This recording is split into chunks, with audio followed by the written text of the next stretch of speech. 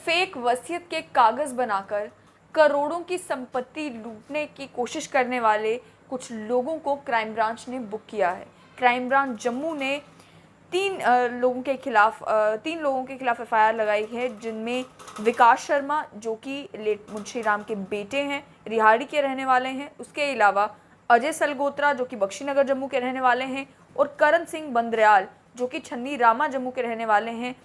उन्हें बुक किया है एक क्रिमिनल कॉन्स्पिरेसी करने के जुर्म में, जिस क्रिमिनल कॉन्स्पिरेसी में उन्होंने फेक विल डीड एक महिला पूनम शर्मा के नाम से, जो कि इस दुनिया में नहीं है, उनके नाम की फेक विल डीड बनाकर उनकी जो प्रॉपर्टी है उसे हड़पने की कोशिश की। जो मार्केट वैल्यू उस प्रॉपर्टी की बताई जा रही है वो करोड़ों में है।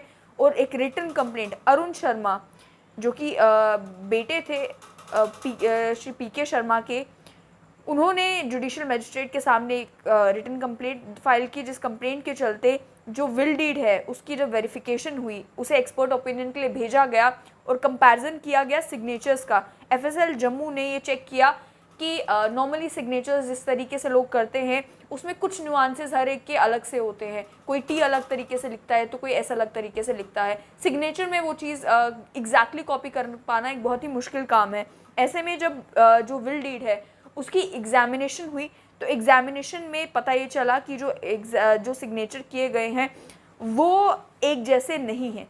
इसके चलते कंप्लेनेंट ने ये भी कहा कि जो विकास शर्मा जो कि इसमें बताए जा रहे हैं कि अक्यूज़ हैं, उसका कोई ब्लड रिलेशन मृतक पूनम शर्मा के साथ नहीं था, लेकिन इंटेंशनली और डेलिबरेटली अपनी पत्नी के साथ मिलकर प्रॉपर्टी हड़पने के चक्कर में उन्होंने ये विल डीड जो है वो खुद बनाई और उसके बाद वो प्रॉपर्टी हड़पने की कोशिश कर रहे थे। इंस्टेंट कंप्लेंट मिलने के बाद एक प्रीलिमिनरी वेरिफिकेशन हुई, जिस वेरिफिकेशन के दौरान ओरल और डॉक्यूमेंट्री एविडेंसेस कलेक्ट किए गए।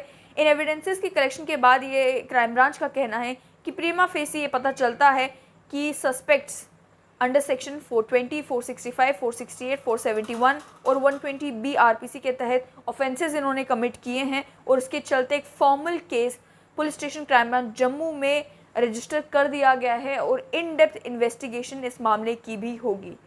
यानी कि 3 लोग जम्मू के ही रहने वाले हैं, उनके ऊपर इल्ज़ाम ये लगाया गया है कि वो फेक वसीयत के कागज़ इस्तेमाल करके मृतक पूनम शर्मा की प्रॉपर्टी को हड़पने की कोशिश कर रहे थे।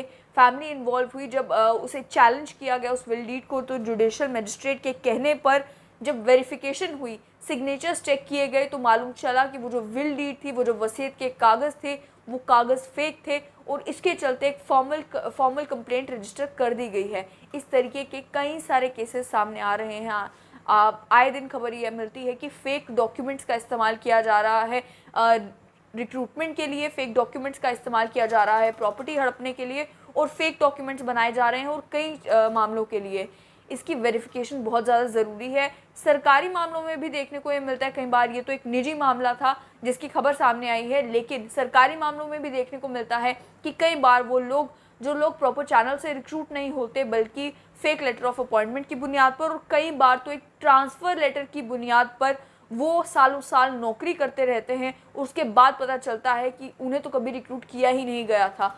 सालों साल वो सैलरी ड्रॉ करते रहे, सरकारी मुलाजिम बनकर काम करते रहे, जबकि बाद में पता चला कि वो तो सरकारी मुलाजिम थे ही नहीं। उसके अलावा एक और केस बीच में सामने आया था जहाँ पर एक व्यक्ति अपने मृतक भाई के डॉक्यूमेंट्स का इस्तेमाल करके सरकारी मुलाजिमत करते रहे थे, जबकि वो खुद जो है उतने पढ़े लिखे नहीं थे। अपने भाई के डॉक्यूमेंट्स उन्होंने सबमिट किए और उसके चलते वो सरकारी मुलाजिमत में एक लंबे समय तक रहे। इन सभी केसेस में बहुत ज़्यादा सतर्क होने की ज़रूरत है। फिलहाल क्राइम ब्रांच जम्मू ने इस मामले में जो है एफआईआर दर्ज कर दी है, मामला रजिस्टर कर दिया है। आने वाले समय में देखने को मिलेगा कि जब इन डेप्थ इन्वेस्टिगेशन होगी तो इन्वेस्टिगेशन में क्या कुछ निकल कर आता है।